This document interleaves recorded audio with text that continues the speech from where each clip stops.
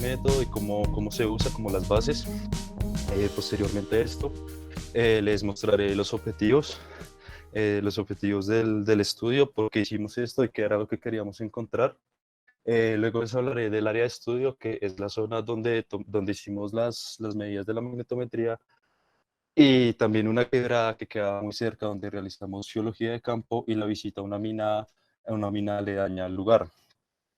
Posteriormente a esto les mostraré la metodología de los resultados, que básicamente es todos los procesamientos y filtros a los que se debieron someterse los datos para poder obtener mis mapas de anomalías magnéticas residuales.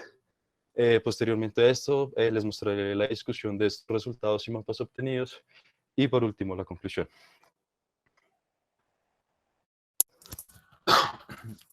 Ok.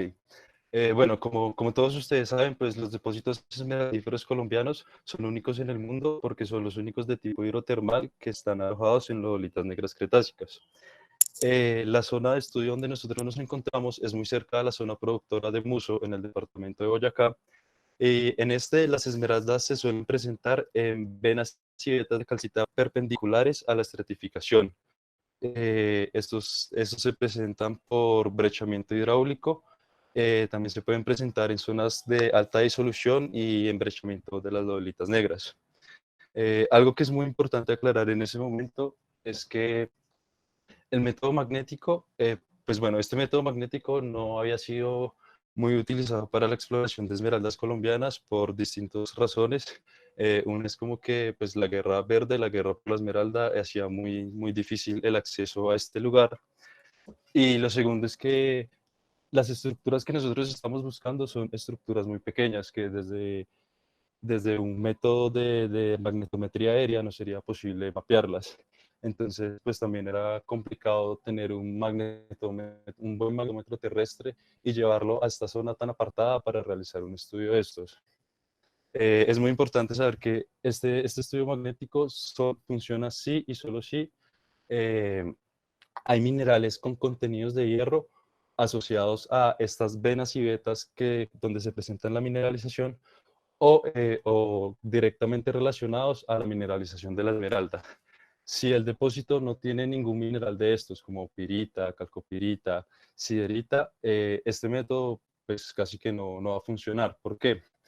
Porque básicamente lo que nosotros queremos hacer es mapear ese contraste magnético que se va a generar entre la roca caja, que es una lodolita negra que es casi que cero magnética, la calcita y la dolomita, que me van a producir una respuesta negativa baja, pero mapeable. Es bastante baja, pero se puede mapear.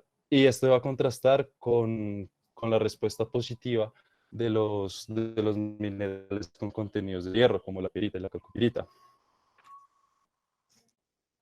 Entonces, básicamente, pues el objetivo de este proyecto era aplicar el método magnético en el área de estudio para identificar lineamientos magnéticos que posiblemente puedan estar relacionados a vetas con contenido de minerales de hierro. Otro de los grandes objetivos de este proyecto era hacer un sondeo magnético terrestre. ¿Por qué? Porque las estructuras que estamos buscando son muy pequeñas, son de 40 centímetros de espesor por máximo. Entonces, si hacemos una magnetometría aérea desde un avión o un helicóptero, estas estructuras tan pequeñas no se van a poder ver. Entonces, por eso era necesario hacer el sondeo terrestre. Y por último, pues nuestro objetivo es generar un mapa de anomalías magnéticas del área de estudio y pues dar su propuesta y su interpretación geológica. Ok,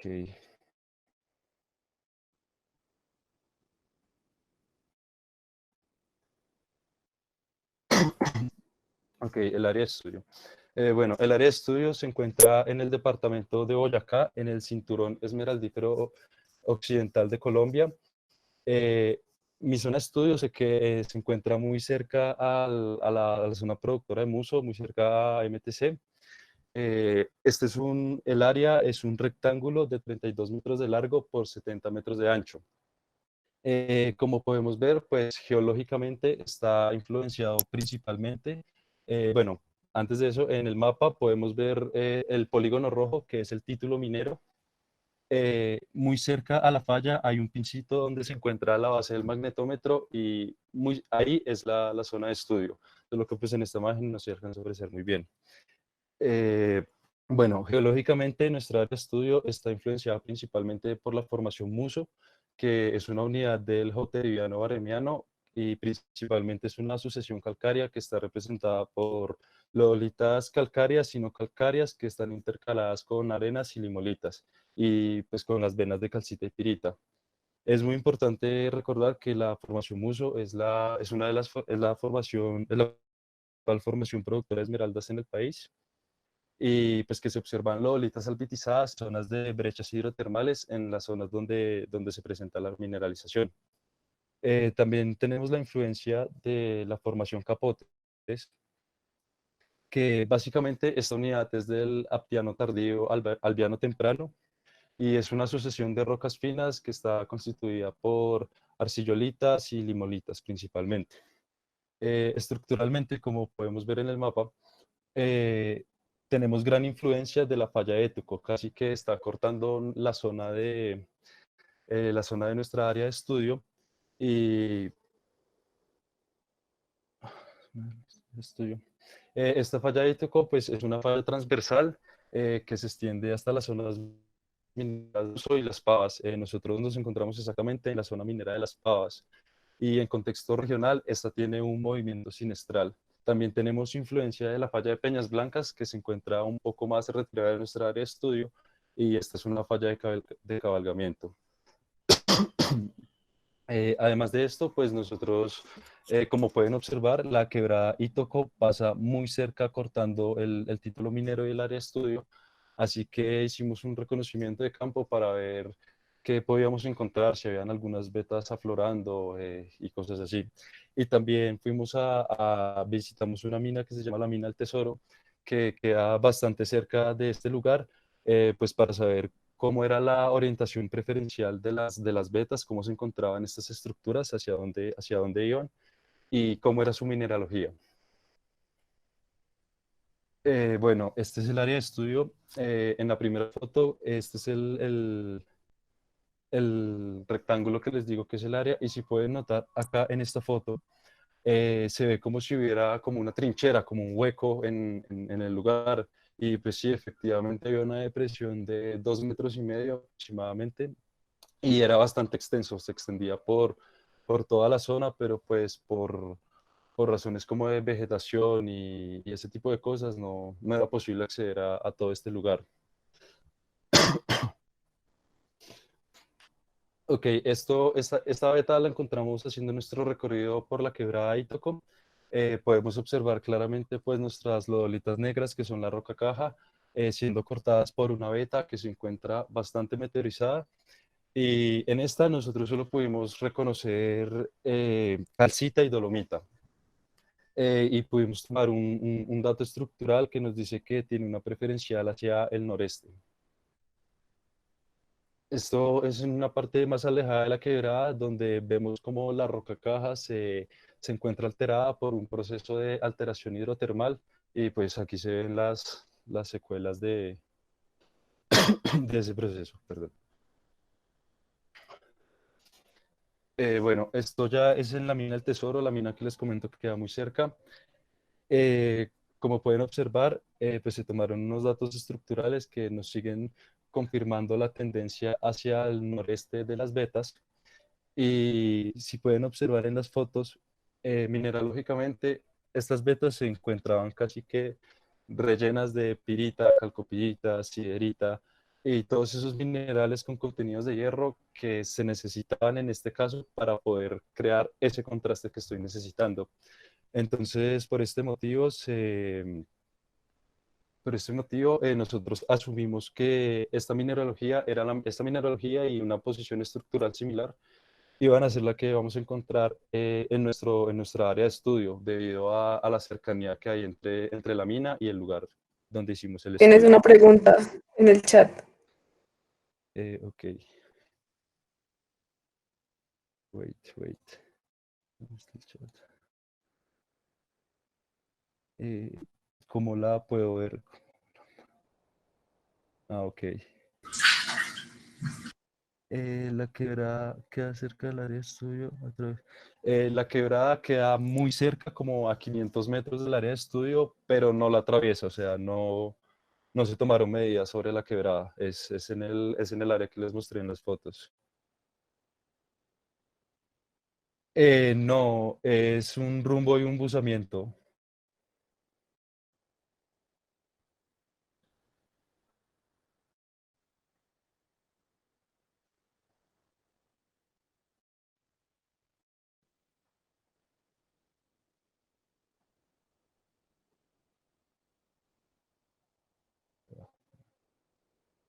Ok. Bueno, aquí podemos ver como otra foto donde podemos observar otra beta. Se puede ver una capa de calcita y dolomita en esta parte de acá. Y también se puede ver que hay una franja de minerales de pirita y calcopirita.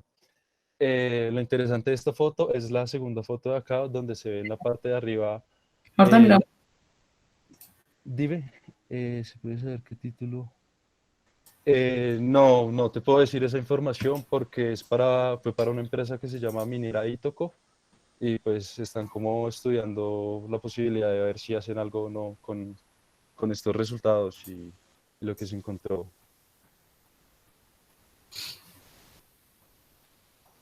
Ok, entonces continuamos.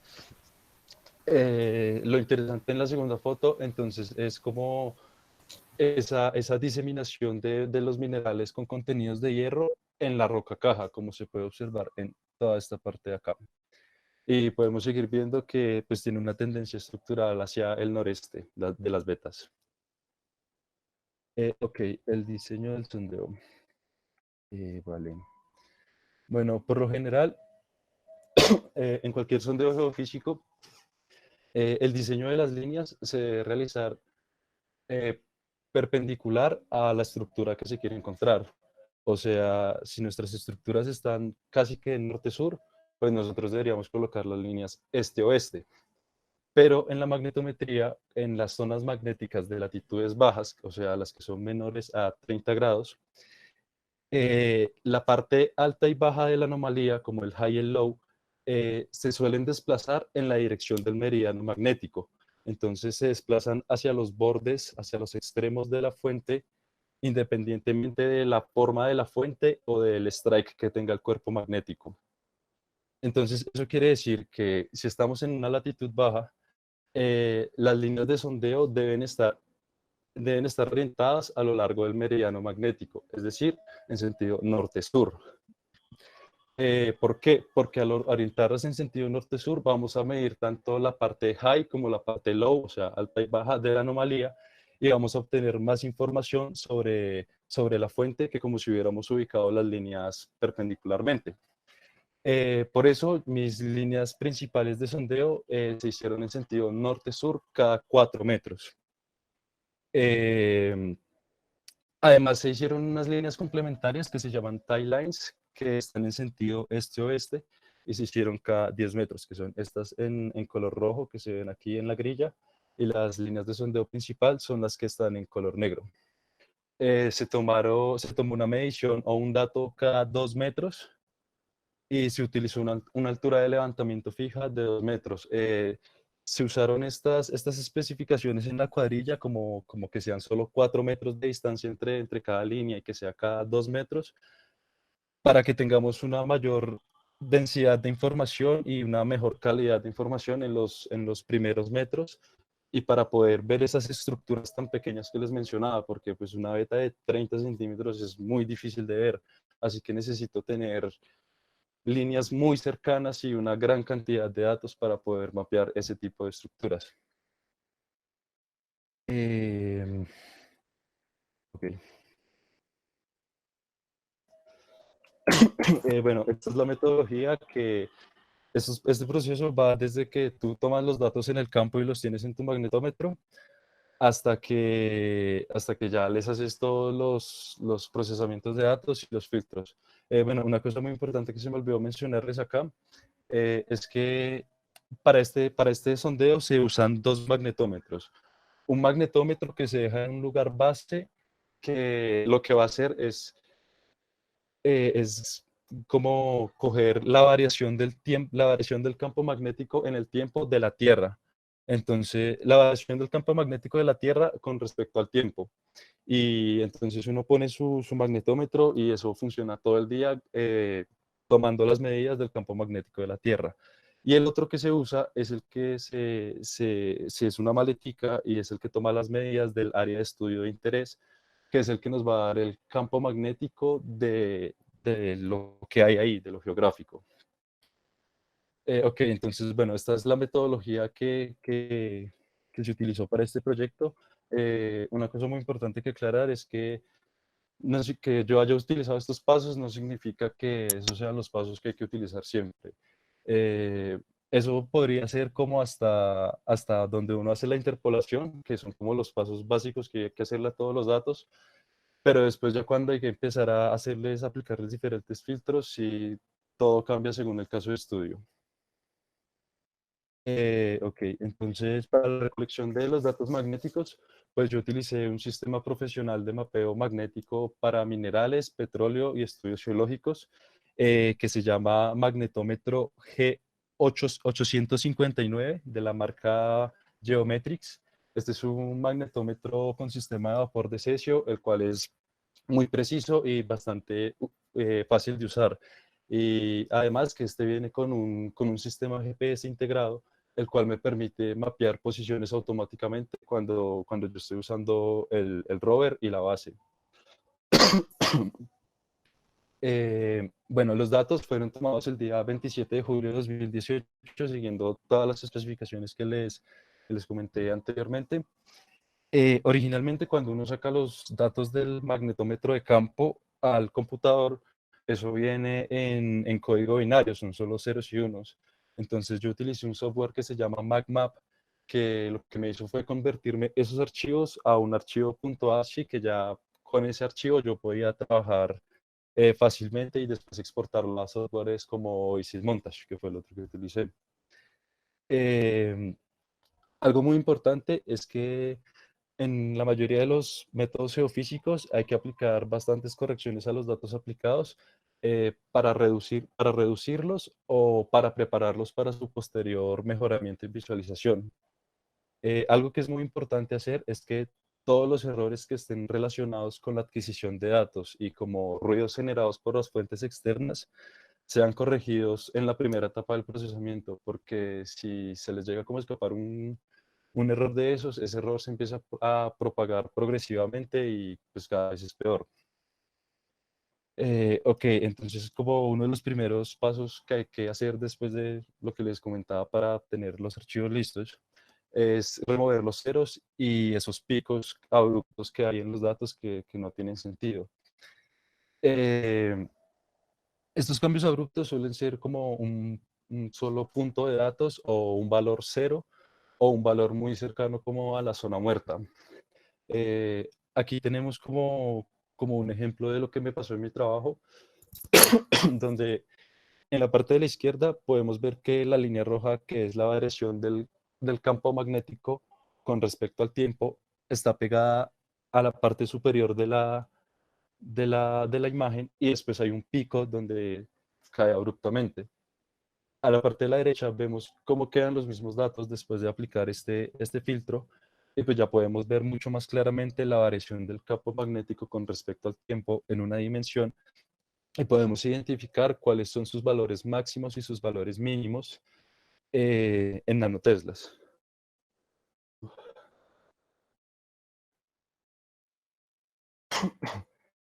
Ok, posteriormente a esto, yo realicé un filtro que se llama el smoothing o suavizado, que básicamente se utiliza para eliminar los ruidos externos que puedan tener la base. Los ruidos externos se suelen generar como, no sé, que alguien tenga una moneda en el pantalón o algo metálico, o que hasta, no sé, que tus botas tengan algo de metal, todo eso afecta. Entonces, muchas veces, si hay errores en la estación base, si hay ruidos, pues nos van a afectar visiblemente nuestros datos al momento de procesarlos. Así que con este proceso del smoothing, lo que yo hago es eliminar todos esos ruidos y dejar casi que listos los datos de la base.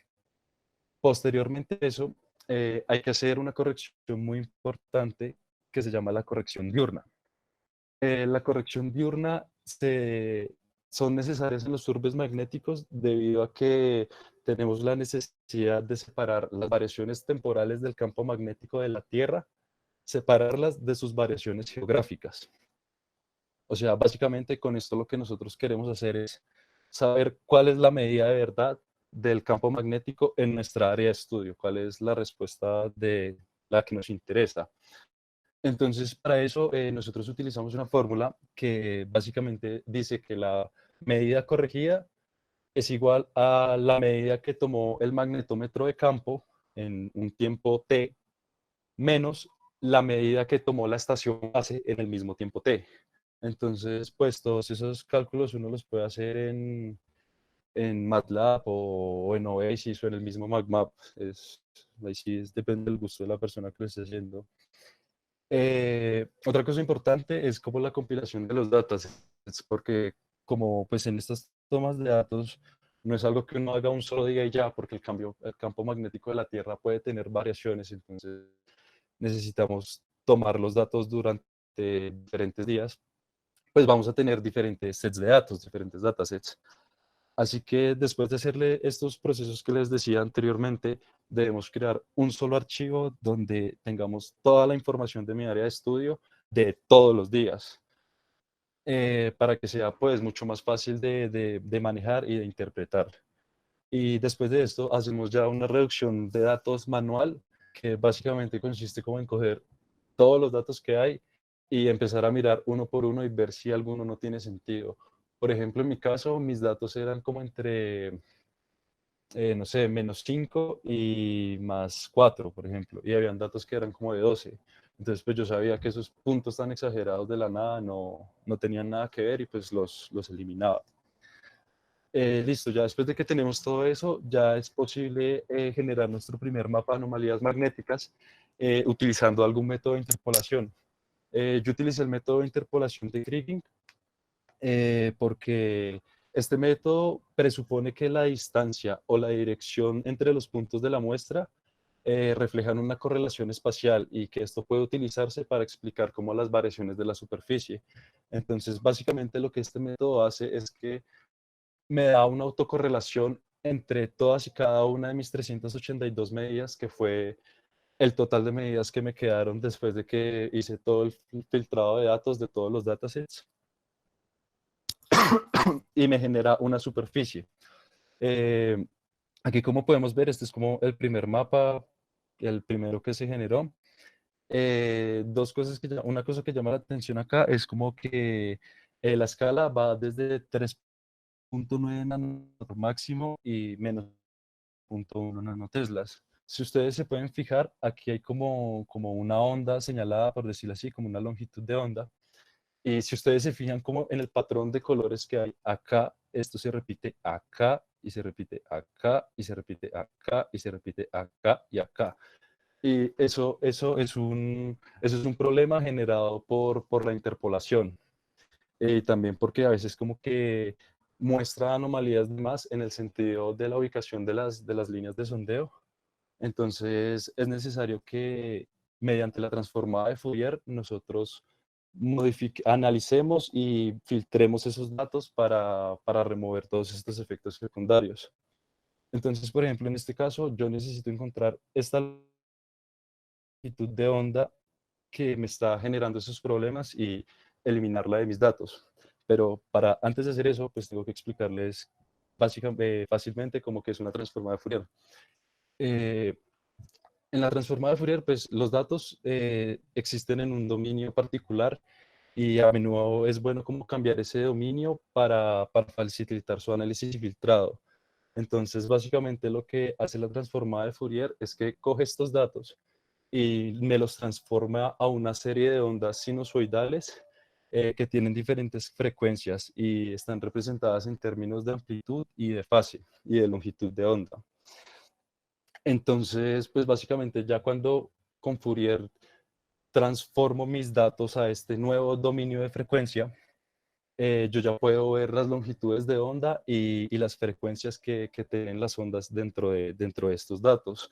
Así que yo ya puedo hacer como aplicarle diferentes filtros, como atenuar o amplificar frecuencias o cambiarle las fases, pues depende del problema que tenga. Entonces, como yo les contaba anteriormente, yo sé que tengo una longitud de onda bastante grande, que es la que me está generando ese problema. Entonces, yo necesito encontrar alguna manera de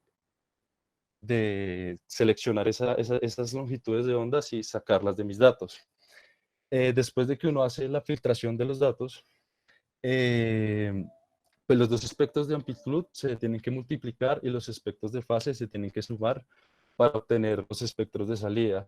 Y después de esto, ya hay que recombinar los componentes sinusoidales de las ondas y con esto volvemos al dominio original donde teníamos los datos. Entonces, básicamente, después de que mis datos están convertidos en ese dominio de Fourier, lo que les decía, miren, en esta gráfica de acá, yo voy a utilizar un filtro de banda Butterworth. Un filtro de banda básicamente lo que me permite es seleccionar un rango de frecuencias y decidir si eliminarlas o dejar solo esas frecuencias. Entonces, acá en este cuadro de la izquierda, en el eje X, por decirlo así, tenemos la longitud de onda, donde aquí está su valor más pequeño y aquí está el valor máximo, que es como el infinito. Y en el eje Y tenemos el espectro. Tenemos el espectro. Ok, entonces el perfil original es este negro que tenemos acá. Entonces lo que yo les decía, yo sé que es una longitud de onda grande, así que por lo cual son estas ondas de acá que tienen una longitud de onda bastante grande, las que yo debo seleccionar y eliminar. Entonces este filtro pues me permite decidir dar como un cutoff de longitud de onda larga y de longitud de onda corta.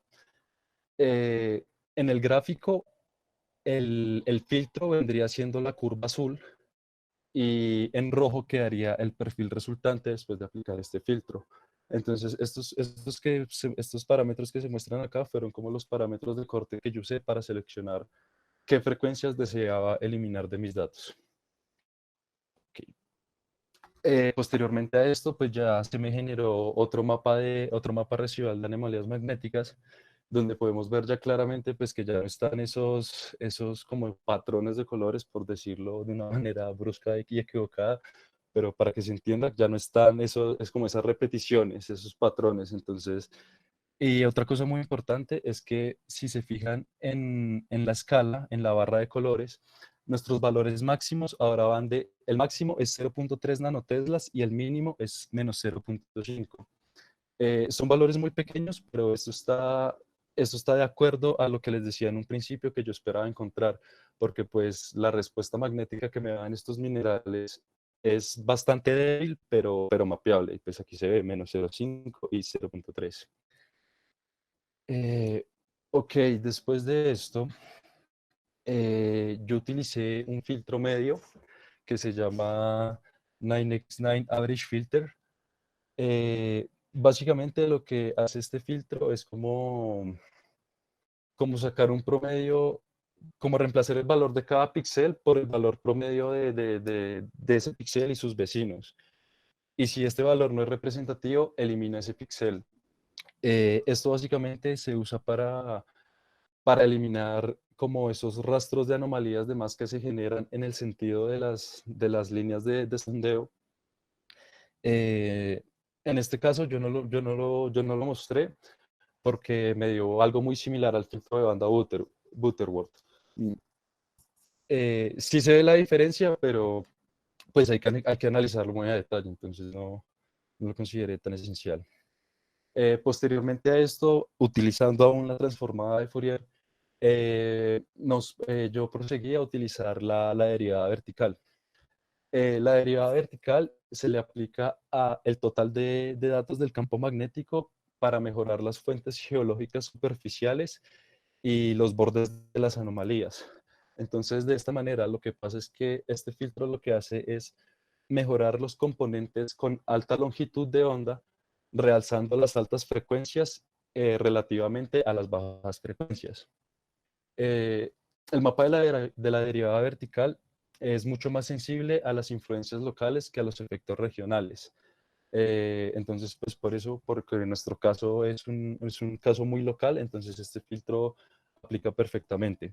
Y pues eso también significa que este filtro de la derivada vertical tiende a dar una imagen más nítida que el mapa de intensidad de campo total.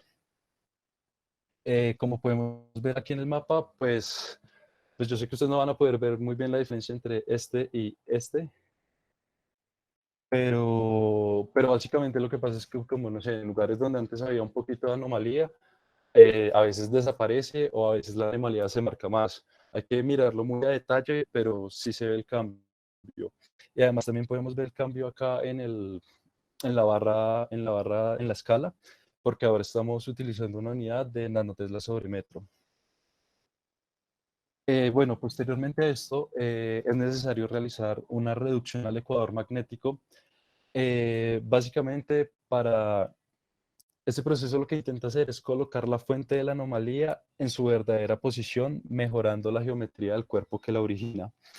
Es como si trajéramos la anomalía al lugar de donde de verdad está en el ecuador magnético. Entonces, para eso, básicamente lo que tenemos que hacer es como tener las coordenadas del sitio exacto, saber la fecha y la hora en la que se tomaron los datos y la fecha exacta, la fecha y la hora.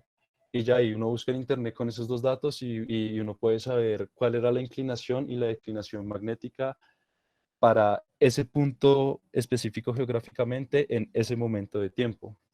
Entonces, pues después simplemente con los filtros de Oasis Montage, todos estos filtros de Fourier, los he hecho en Oasis Montage.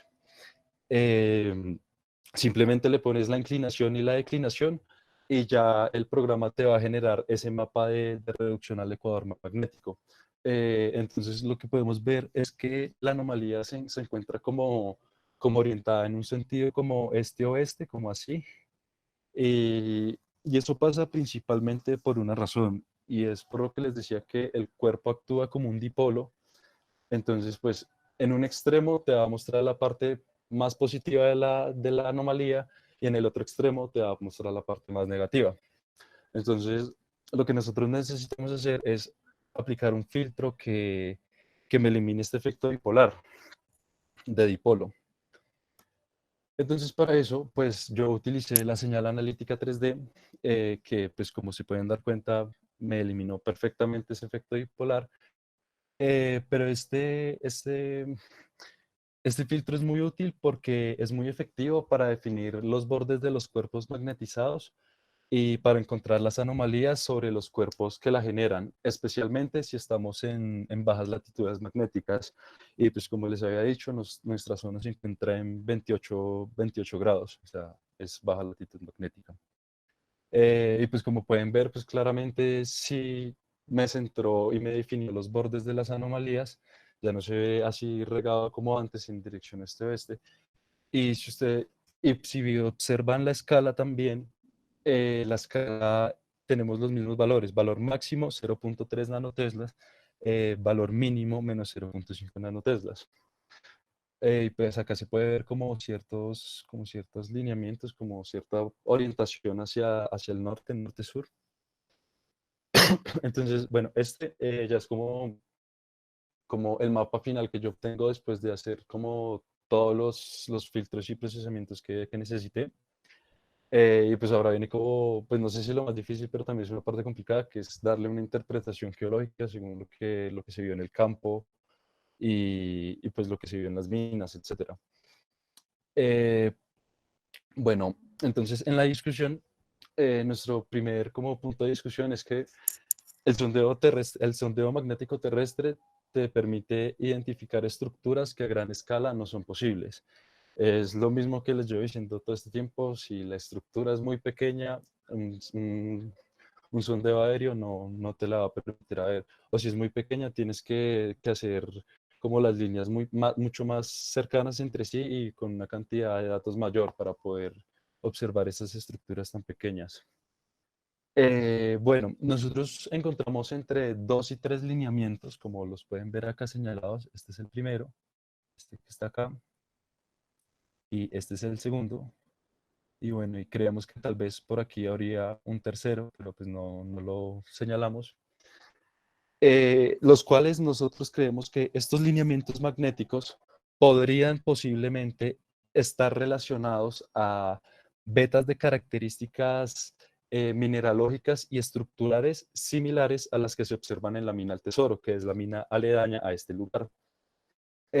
También podemos observar que estos lineamientos se encuentran cortados como por un estilo de falla, lo que nosotros relacionamos que puede ser, que esta puede estar relacionado a la falla de Ítoco o una fractura derivada de esta. Yo obviamente no puedo decir que esa es la falla de Ítoco porque así según el mapa, pues supuestamente lo cruza.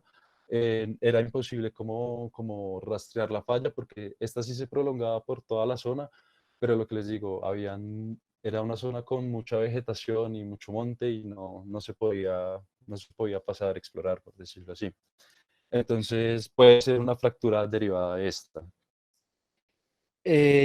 Esa es nuestra hipótesis principal, pues que esos lineamientos magnéticos están relacionados a unas vetas muy similares a las de la mina, pero también existe otra hipótesis que también tendría mucha validez, y es que estos lineamientos magnéticos hayan sido generados por piritas diagenéticas que se formaron con la estratificación.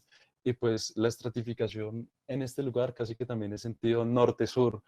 Entonces tendríamos una anomalía magnética, un lineamiento magnético, pero no estaría para nada relacionado con vetas. Bueno, aquí podemos ver la geofísica sobrepuesta a la geología. Pues ya aquí podemos ver como más claro que tenemos que la formación que más influencia tiene es la formación Capotes. En este cuadro pues pueden observar como las coordenadas de la estación base y los 4 puntos del rectángulo del área de estudio y pues el resultado de la geofísica sobrepuesta a esta. Bueno, aquí podemos ver la geofísica sobrepuesta al terreno, pues es como hecho en Google Earth, así que no se puede apreciar muy bien cómo era de verdad la morfología del terreno, pero pues... Ok, y las conclusiones. Entonces, en nuestro mapa de anomalías magnéticas residuales del área de estudio, nos muestra entre 2 y 3 lineamientos magnéticos que se encuentran cortados por un tipo de falla. Estos lineamientos magnéticos podrían estar relacionados con vetas con características similares a las que se presentaron en la mina del Tesoro. Eh, Esa es nuestra hipótesis principal, pero como les decía anteriormente, es posible que estos lineamientos puedan ser producidos por piritas diagenéticas que se depositaron en el sentido de la estratificación. Entonces vamos a tener lineamiento, pero pues no relacionado a una beta, entonces no tenemos nada, básicamente. Y entonces para solucionar este problema, pues lo que se recomienda es hacer una tomografía eléctrica, porque con la tomografía eléctrica nosotros podemos saber qué zonas son, en qué zonas hay como heterogeneidades y cuáles son homogéneas y saber dónde pueden estar las zonas de mineralización. Eh, por lo general, en todos los estudios geofísicos se deben realizar al menos 2 métodos para comprobar la veracidad de uno, pero en este caso tuvimos como problemas con el aparato con el que íbamos a hacer el método eléctrico, así que no pudimos hacer esta tomografía eléctrica. Y algo que es muy, muy importante es que el hecho de que encontremos lineamientos magnéticos o que esos lineamientos magnéticos estén relacionados con vetas que tengan contenido de minerales de hierro, eso no quiere decir que nosotros vayamos a encontrar esmeraldas, como tampoco quiere decir que si en un depósito no hay ningún mineral con contenido de hierro no vaya a haber esmeraldas, no, porque la paragénesis de la esmeralda es bastante cambiante, entonces lo que les decía, hay veces que tenemos pirita y calcopirita, pero no hay esmeralda, o hay veces que tenemos como pirita pegada en la esmeralda, ¿sí? Es muy cambiante la paragénesis. Entonces, pues este método solo es efectivo y solo va a funcionar en depósitos que cumplan las características mineralógicas requeridas, que son que hayan minerales con contenido de hierro asociados a las vetas o asociado directamente a la mineralización de la esmeralda. Si nosotros tenemos un depósito con estas características, pues este método va a funcionar muy bien. Si queremos explorar como un área virgen, como por decirlo así, como que es un pedazo de montaña y selva y nada más, sin querer hacer, sin dañar el medio ambiente y con una muy buena precisión. Y pues estos estudios se deben complementar después de que, o sea, este estudio básicamente lo único que hace es dar la ubicación de posibles betas si lo haces en el mejor tipo de depósito posible. Y, pero pues después de eso ya se necesitan análisis mineralógicos, como de geoquímica, para saber como cuáles de estas pueden ser productivas y ese tipo de cosas de la explotación, pero pues eso ya son fases siguientes que no me corresponden. Y ya, muchísimas gracias. No sé si tengan alguna pregunta. Listo, muchas gracias, Diego. Abrimos un espacio de 10 minutos para preguntas. Entonces, quien tenga una pregunta, por favor.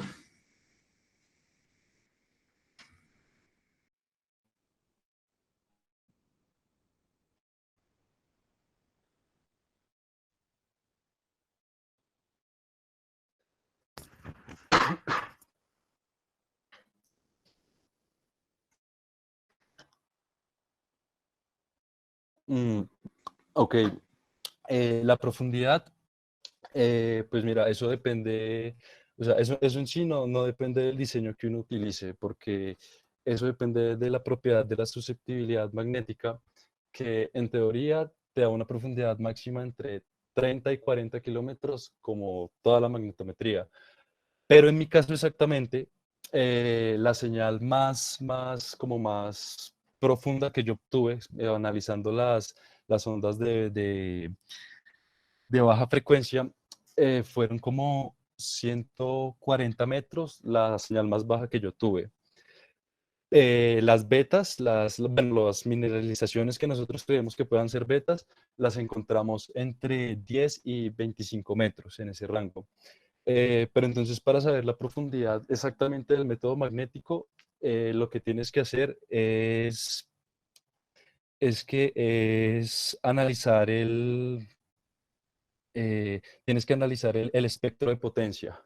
Mediante el espectro de potencia es la única manera que podemos saber a qué profundidad está cierta onda y cierta frecuencia, porque no es igual que con el método magnético, con el método eléctrico, perdón, que según el dispositivo que uses alcanzas cierta profundidad. Porque, digamos, puede que en tu área de estudio no tengas ningún mineral que te dé una respuesta magnética. Igualmente, el magnetómetro pues, te va a medir el campo magnético de la Tierra. Entonces,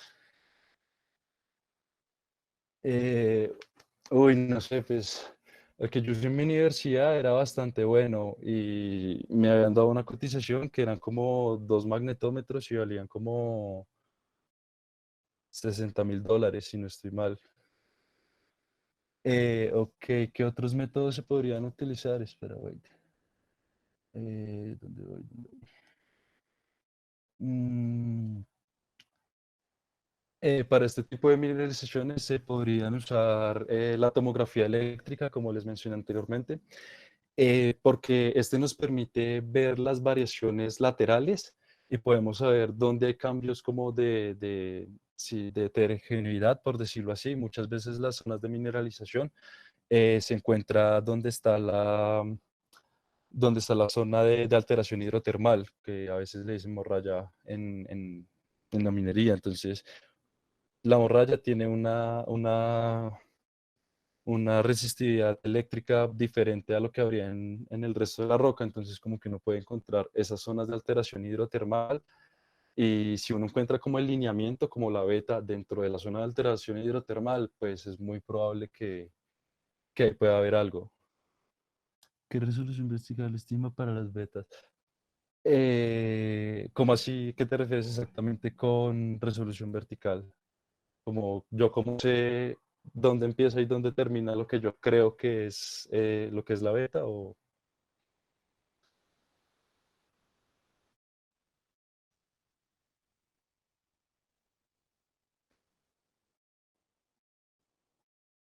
Pero bueno, pues básicamente como que para saber cómo, para hacer la estimación de a qué profundidad están las betas, lo que les decía, hay que mirar eh, el espectro de potencia y las frecuencias de las ondas, si son de alta frecuencia o de baja frecuencia.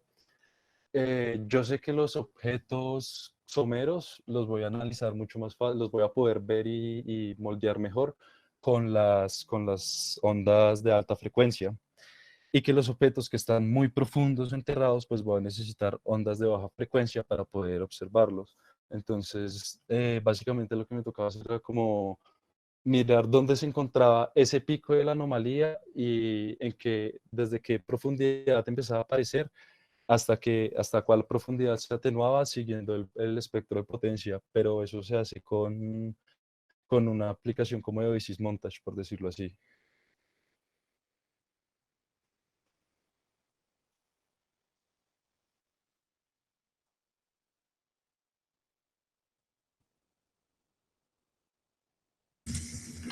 Listo, chicos, ¿alguna otra pregunta para Diego? ¿Qué tal, Diego? Preguntita. Cuéntame. ¿Aló, aló? Sí, sí, te escucho. Eh, Tú dices que las venas tienen entre 30 y 50 centímetros de espesor, ¿cierto? Sí, sí, señora. Señora. ¿Por qué escogiste la toma de datos cada 2 metros? Pues idealmente se requiere para poder recrear una anomalía tomar con un mínimo y eso pues siendo poquito reservado 2 puntos para poderla visualizar de forma correcta. ¿Por qué Ujú. decidiste la toma de cada 2 metros? Porque lo que te digo, necesitaba como una mayor cantidad de datos de información porque las estructuras son muy pequeñas. Entonces, al ser tan pequeñas, necesitaba una mayor como cantidad, como muchos más datos para estar más seguro de cuando yo analizara el espectro de potencia, que era lo que les decía ahorita, poder tener como más certeza dónde empieza esa onda y dónde se termina atenuando, a qué profundidad. Sí, pero digamos en ese caso no sería más ideal haber tomado con un menor espaciamiento para poder representar Sí, pero es las que uno menor ya estructuras sería que muy se quieren chiquito, observar. ya sería muy pequeño. Y eso lo consulté con mis dos como asesores, por decirlo así, y ellos decían que uno me decía que 5 metros ya era bastante resolución, pero que como la estructura era tan pequeña, usara dos. Pero hacerlo como más chiquito, como no sé, unos 40 centímetros, 50 centímetros, algo así, pues sí te va a dar como más resolución, pero va a ser muy tedioso hacer todas esas líneas. Y ahora imagínate si tienes un terreno muy grande, haciendo líneas cada 50 centímetros. Es como también y que también que ya tan cerca no te va a dar gran diferencia de información, ¿sí? O sea, entre 2 metros y 1 metro va a ser muy similar. Pues también depende del tipo de aparato que estés utilizando. Porque digamos en el caso que el magnetómetro que yo utilicé era un magnetómetro buenísimo.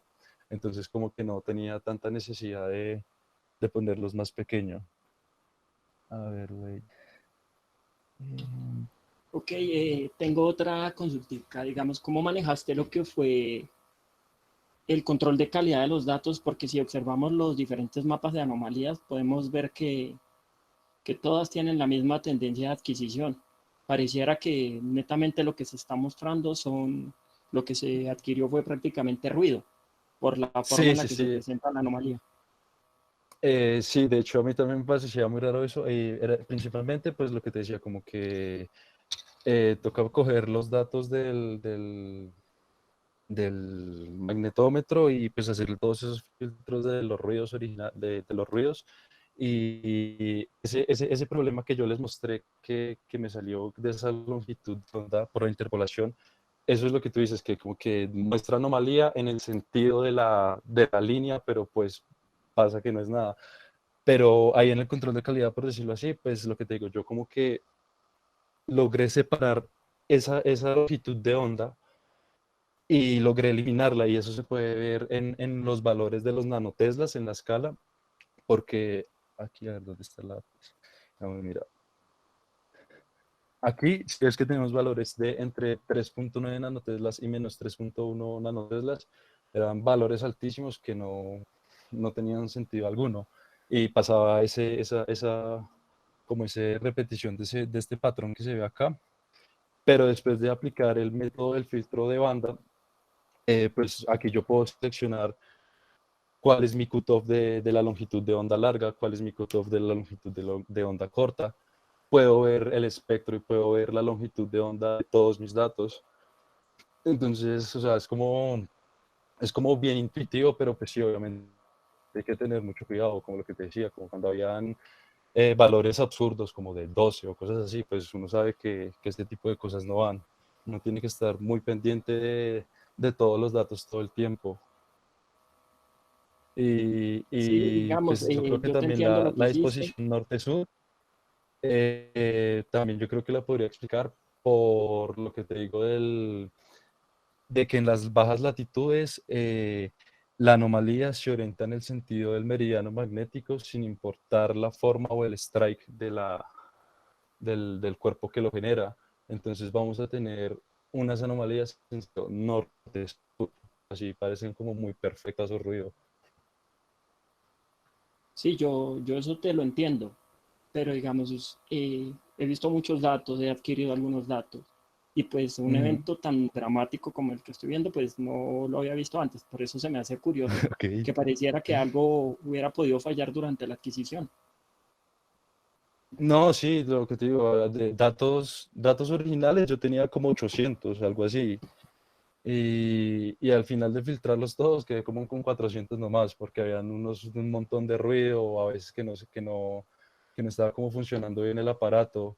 Pero todas esas cosas hay que irlas revisando en los procesos de Spike, de los ceros, de mirar los valores que estén referenciados bien geográficamente y todo ese tipo de cosas.